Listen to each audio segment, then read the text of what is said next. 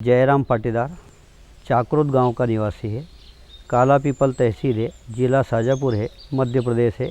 खेती का काम करता हूँ। हमारा क्षेत्र समतली है। वर्षा ऋतु में हमारे यहाँ 40 से 55% बरसात होती है। हमारी खेती यहाँ 2-3 प्रकार की है। एक दो खेत हमारे ऐसे हैं जिसमें काली मिट्टी है, उसका रंग काला है। दूसरी थोड़ी भुरभुरी यानी पथरीली मिट्टी है, उसका रंग थोड़ा सा लाल है। और चिकनी ज़्यादा हमारे यहाँ की मिट्टी नहीं है। हमारी खेती का क्षेत्रफल है 9 एकड़ लगभग। कुआं भी है और एक ट्यूबवेल है, उससे हमारी सिंचाई हो जाती है। खरीफ में हम सोयाबीन, मूंगफली, लाल तुअर और मक्का, अभी ये 4 फसल करते हैं। पशुधन में हमारे पास वैसे तो गौशाला की जिम्मेदारी है हमारे ऊपर, इसलिए कुल पशुधन की संख्या हमारी 160 है और 2 प्रकार की नस्ल है। एक थोड़ा परिवर्तन की नस्ल सुधार की दृष्टि से गिर जाति की है, जो गुजरात से उसका नस्ल परिवर्तन किया है। दूसरा हमारे ही क्षेत्र की मालवी जाति की जो गाय है वो हमारे यहाँ पर है।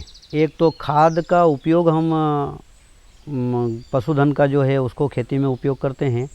दूसरा जो है बैल जो है हमारे पास है, उसका हम खेत में बैल जोतने के नाते पशुधन का उपयोग करते हैं। हमारे यहाँ ट्रैक्टर भी है और ट्रैक्टर से चलने वाले जो कृषि यंत्र है वो सभी प्रकार के, जैसे बोनी है, बखर है, हल है। बैल से चलने वाले भी सभी प्रकार के हमारे कृषि यंत्र है। भूमि सुपोषण की जो प्रेरणा है, तो मैं एक सामाजिक कार्यकर्ता होने के नाते अनेक सारे स्थानों पर जाता हूँ और अनेक स्थानों पर अलग अलग प्रकार के प्रयोग देखता हूँ। इस नाते कोई 7-8 वर्ष पूर्व हमने अपना काम प्रारंभ किया।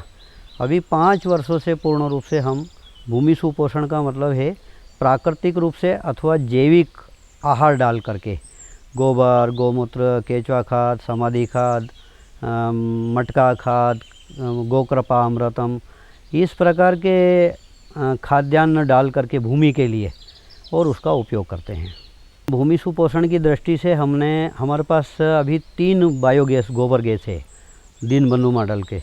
उसकी जो स्लरी निकलती है उसका उपयोग हम खेती में भी करते हैं और उसका उपयोग हम केंचुआ खाद बना करके वापस भूमि के लिए और एक अच्छी उर्वरा शक्ति तैयार करके उसका उपयोग करते हैं। दूसरा सवाल रहा कि पशुधन के द्वारा जो गौमूत्र निकलता है, यानी गोवंश के द्वारा जो गौमूत्र निकलता है, उसको हम संग्रह करते हैं।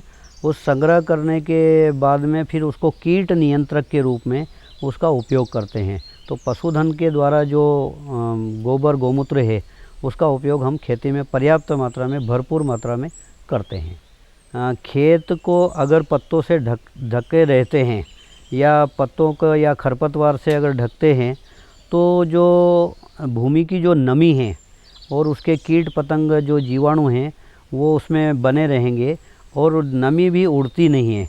इसलिए पत्तों से ढक करके उसका सदुपयोग भी करते हैं। पत्तों के द्वारा नमी होने के नाते फसल में पानी की भी बचत होती है, साथ साथ में उत्पादन भी बढ़ता है। भूमि सुपोषण से मिट्टी में जो बदलाव आया है, एक तो ये है कि उस समय जब मैं रासायनिक पद्धति की खेती करता था, भूमि बहुत कठोर होने लगी थी।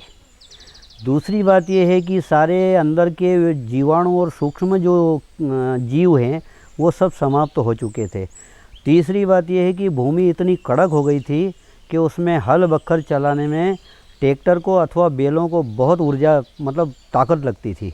वर्तमान समय में जब से हमने भूमि सुपोषण का काम किया है, रासायनिक पद्धति को छोड़ा है, प्राकृतिक या अथवा खाद का निर्माण प्रारंभ किया है, तब से हमारी भूमि एकदम नरम हो गई है। बैल जोतने में भी बड़ी सरलता, यानी उसको लोड नहीं आता है। तीसरी बात, एक बड़ा जो फ़ायदा हुआ है वो ये है कि जो उत्पादन है उसमें बहुत नरम मतलब जगह होने के कारण उसका वो होता है फैलाव जड़ों का। तीसरी बात, एक बड़ा लाभ ये हुआ है कि पानी की बहुत बचत होती है। ये बड़ी सबके लिए वर्तमान समय में बहुत लाभकारी है।